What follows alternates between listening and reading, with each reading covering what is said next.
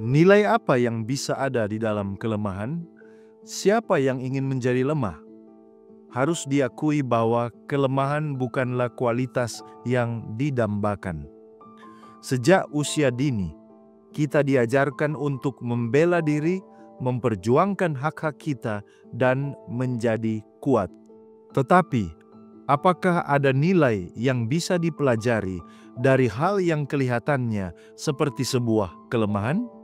Episode ini kita akan mempelajari sebuah praktek yang nampaknya lemah, rendah, dan hina.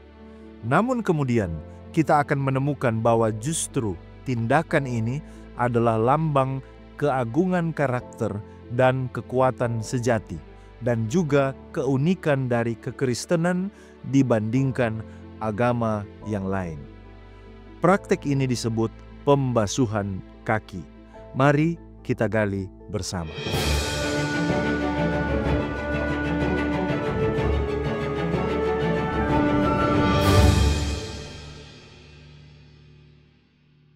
Mari kita lihat konteks historis dan teologis. Upacara basuh kaki yang dilakukan Yesus dalam Yohanes 13 ayat 1-17 sebenarnya memiliki akar yang kuat dalam budaya Yahudi dan teologi Perjanjian Lama serta Perjanjian Baru. Nah, dalam konteks sejarah, membasuh kaki adalah tugas seorang hamba kepada tamu yang datang ke rumah. Ini mencerminkan keramahan dan penghormatan kepada tamu, terutama karena masyarakat di Timur Tengah pada waktu itu sering berjalan dengan sandal di jalanan yang berdebu. Membasuh kaki juga dilakukan sebelum memasuki tempat ibadah sebagai simbol penyucian.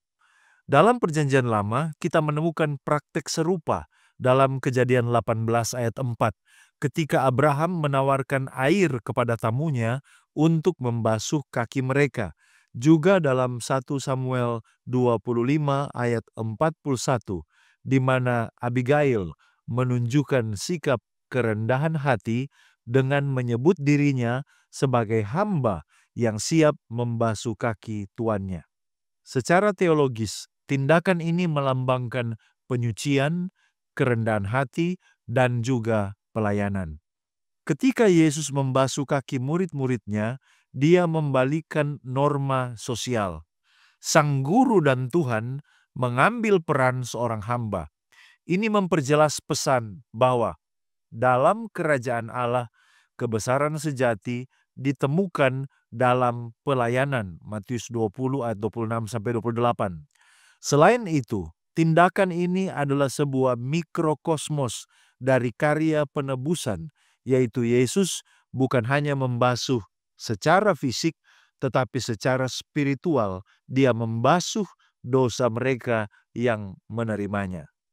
Dari perspektif kristologi, basuh kaki menegaskan konsep Yesus sebagai hamba yang menderita sesuai dengan nubuatan Yesaya 53, dan juga dia sebagai imam besar yang menyucikan umatnya, Ibrani 10 ayat 10. Ini juga berkaitan dengan teologi pembasuhan dan penyucian dalam baptisan dan kehidupan Kristen sehari-hari.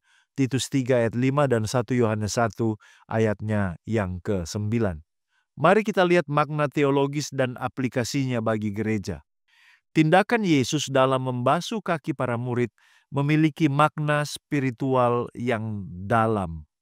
Yesus sendiri menjelaskan dalam Yohanes 13 ayat 14-15 bahwa tindakan ini adalah sebuah teladan bagi murid-muridnya. Ada beberapa makna teologis utama dari upacara ini, meliputi beberapa hal. Yang pertama yaitu kerendahan hati dan pelayanan. Yesus mengajarkan bahwa pemimpin sejati adalah mereka yang melayani, bukan yang menuntut untuk dilayani. Filipi 2 ayat 5-8. Lalu kemudian yang kedua adalah penyucian rohani. Yesus berkata kepada Petrus bahwa jika ia tidak membasuh kakinya, Petrus tidak akan mendapat bagian di dalam dia. Yohanes 13 ayat 8. Ini menunjukkan bahwa kita membutuhkan penyucian rohani yang terus-menerus.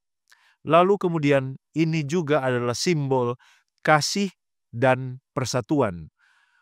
Upacara ini mengajarkan bahwa kita harus saling mengasihi dan merendahkan diri satu sama lain di dalam komunitas iman.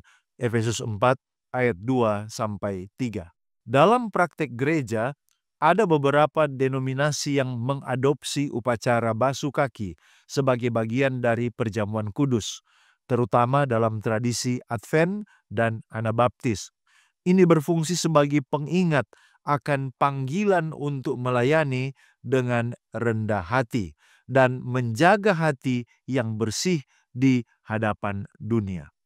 Saudaraku, hal ini sangat kontras dengan cara dunia melihat kekuatan. Dunia menilai kekuatan berdasarkan kekuasaan dan pengaruh. Orang yang lemah, miskin, atau tertindas sering dianggap tidak berharga. Tetapi Yesus justru mencari mereka yang tersingkir dan membutuhkan kasih. Yesus, kalau kita lihat kehidupannya, sering sekali bertemu dengan orang-orang yang terpinggirkan. Yesus tidak berfokus pada orang-orang yang berkuasa, seperti raja, pemimpin agama, atau politisi.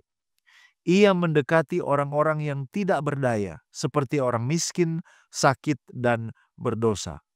Dunia ini masih tidak adil dengan sistem yang terus menindas kaum yang lemah.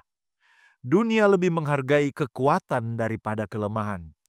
Kekuasaan menjadi tujuan utama banyak orang dan juga bahkan institusi, baik itu pemerintah, korporasi, dan orang kaya, terus mencari lebih banyak kekuasaan.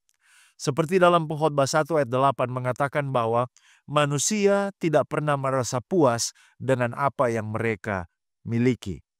Kita mungkin bertanya, sesungguhnya apa yang salah dengan menginginkan kekuasaan itu? Kekuasaan adalah hasrat yang tidak pernah terpuaskan, dan dunia mengandalkan kekuatan dan kekerasan untuk mempertahankan atau memperluas kekuasaan. Manusia takut akan kelemahan karena kekuasaan adalah sumber daya yang terbatas. Alih-alih menghargai kelemah lembutan dan perdamaian, dunia lebih memilih kekuasaan dan juga keunggulan. Tetapi, upacara basuh kaki yang kita lakukan adalah solusi terhadap masalah moral ini. Yesus dalam perjamuan yang terakhir melakukan tindakan yang sederhana tetapi sangat bermakna, yaitu dia membasuh kaki murid-muridnya. Tindakan ini bukan sekedar ritual, tetapi menunjukkan bahwa kekristenan dibangun di atas apa yang nampak seperti kelemahan, bukan kekuasaan. Basuh kaki adalah ajaran Yesus yang menantang nilai dunia tentang kekuasaan, dan basuh kaki mengajarkan tentang kerendahan hati serta pelayanan. Sebagai kesimpulan, upacara basuh kaki bukan hanya simbol kerendahan hati, tetapi juga gambaran dari kasih Allah yang mengangkat manusia dari dosa.